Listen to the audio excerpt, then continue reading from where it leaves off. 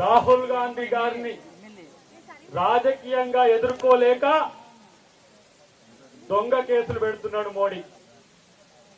నేనంటున్నా మోడీకి, ఏ Modi, BJP Modi British వాడికే భయపడని కాంగ్రెస్ ఇది బీజేపీకి ఎంత భయపడుతుంది అనుకున్నాం అని చెప్పి ఈరోజు హెచ్చరిస్తున్నా.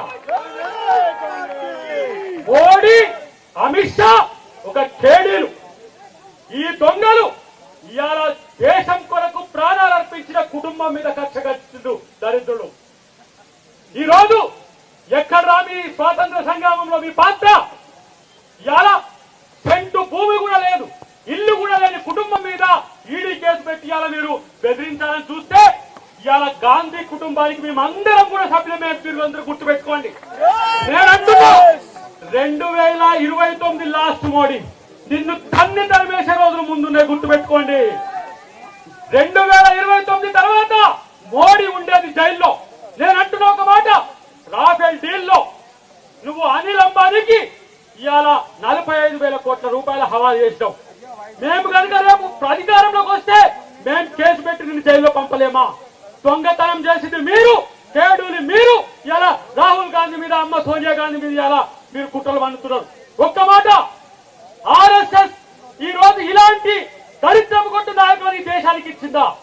ఆర్ఎస్ఎస్ యొక్క విధానం మీద ఈ దేశ ప్రతిపక్ష నాయకుడిని మొత్తం టెర్మినేట్ చేసిన చరిత్ర ఇవాళ బీజేపీకి ఉన్నది. భయపడ్డా రాహుల్ గాంధీ? ఇవాళ ఎవరైతే ద్వేషం పంచుతున్నారో వాళ్ళ బజార్లో ప్రేమ కొట్టును పెట్టిడు రాహుల్ గాంధీ. ఇది కాంగ్రెస్ పార్టీ యొక్క కల్చర్. మేము ప్రేమనిస్తున్నాం, మీరు ద్వేషాన్ని పెంచుతున్నారు. విడగొట్టే మోడీకి తన్ని తరిమి కొట్టే రోజులు మన కాంగ్రెస్ పార్టీ చేస్తుందనే విషయాన్ని గుర్తుపెట్టుకోవాల్సిన అవసరం ఉంది. నేను అంటున్న చివరిగా ఒక్క మాట చెప్తున్నా మిత్రులారా, 45 సంవత్సరాల బీజేపీ, 45 సంవత్సరాల బీజేపీ, ఇలా 145 ఏళ్ల పైచలకు చరిత్ర ఉన్న కాంగ్రెస్ పార్టీ ఈ దేశానికి స్వాతంత్రం తెచ్చినాం రా.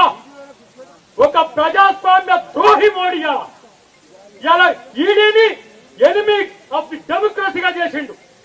దేశంలో ఎవరైనా ప్రజాస్వామికవాదులు ప్రశ్నిస్తే వాళ్ళ మీద దాడులకు పూజగలుపుతున్న మోడీని పాతాళంలోకి తొక్కడమే మన లక్ష్యంగా ఉండాలని చెప్పి నేను కాంగ్రెస్ శ్రేణులందరికీ కూడా తెలియజేస్తున్నా.